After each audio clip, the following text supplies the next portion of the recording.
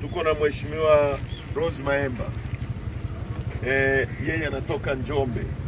Na tuko na Bwana Leonard anatoka makao makuu ya chama.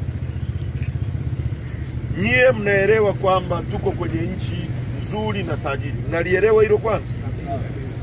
Mnaelewa kwamba ni nchi pekee duniani ambayo ina Tanzanite, haipatikani kwingine, ni hapa. Mnaelewa hivyo?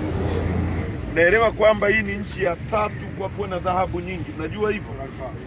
Mnaelewa kwamba hii nchi ndio inatoa madini yanaitwa nickel na cobalt yanayotumika kutengeneza ndege na betri za simu. Mnajua hivyo?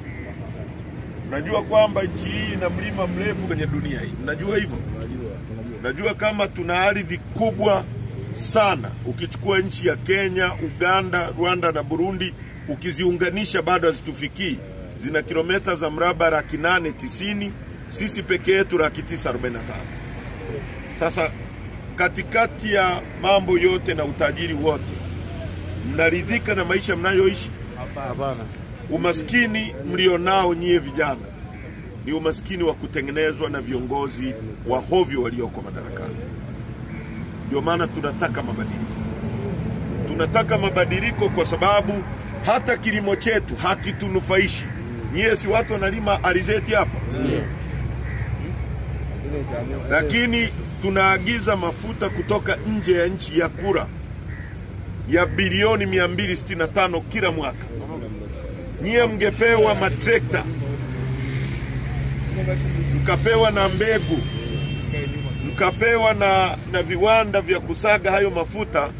Nyie mafuta hayo tusingeagiza kutoka nje. Hizo fedha zisingetoka nje, zingeingia kwenye mifuko yenu, mkiwa na matrekta, mkiwa na mashamba, mkalima, nyie ndio mkauza mafuta ndani ya nchi. Kwa mngetengeneza utajiri badala ya kukaa mnafanya betting au mnakaa vijiweni mnasubiri mpige debe. Kwa hiyo umaskini wa nchi hii ni umaskini umetengenezwa na viongozi ambao wanaiba rasilimali. Nyie mnabaki maskini. Hamwezi kutibiwa vizuri, hamwezi kulala pazuri, hamwezi kuishi vizuri, na matokeo yake mnaamini kwamba umaskini wenu umetengenezwa na Mungu. Mungu angekuwa anataka muwe maskini, asingewaweka kwenye nchi ya 3 kwa kuwa na dhahabu nyingi, angewaweka jangwani kule. Mungu ametuweka hapa ili tunufaike na rasilimali zetu. Kwa hiyo tunahitaji mabadiliko ya kiuongozi.